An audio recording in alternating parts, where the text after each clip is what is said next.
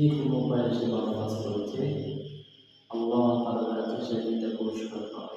শর্ত হলো ইমান থাকতে হবে, ইমান থাকতে হবে। আল্লাহ তাআলার কাছে সে দুইটা পুরস্কার পাবে। প্রথম নাম্বার হলো আল্লাহ তাআলা দুনিয়ার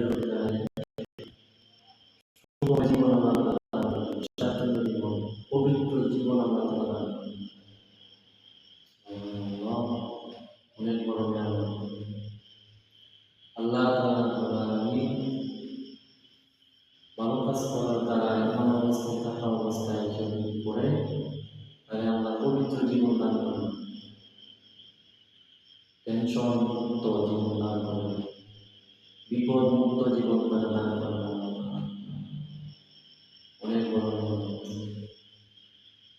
বন্ধা দুনিয়াতে কষ্ট করেছে আল্লাহর জন্য, মন চায় তাই করে নেয়, মনের চাহিদা সে পূরণ করে নেয়, আল্লাহ চাইলে সে অগ্রাধিকার দিয়েছে।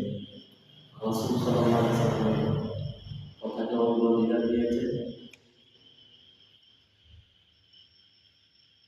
আল্লাহ তাআলা এই নিয়ামতগুলো দুনিয়াতে তারা দান করেন, পবিত্র জীবন, পবিত্র জীবন অনেক বড় নিয়ামত এটা।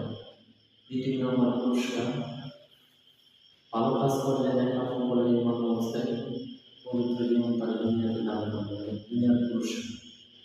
পরকালের পুরস্কার আল্লাহ রাব্বুল আলামিন ওয়ালা নাজিয়ান্নাহুম আজরাহুম বিআহসানি মা কানু ইয়ামালুন। আল্লাহ তাআলা বলেন, ও দুনিয়ার মানুষ, তুমি যদি ভালো কাজ করো দুনিয়াতে, আমি তোমার পবিত্র জীবন দান করবো, আর জীবন পরকালে। তুমি দুনিয়াতে কষ্ট করেছিলে, এই কষ্টের বিনিময়ে আমি আল্লাহ তাআলা দুনিয়াতে ভালো কাজ করেছি, এর বদলা আমি তোমাকে উত্তম বিনিময়ে তোমাকে আমি দান করবো।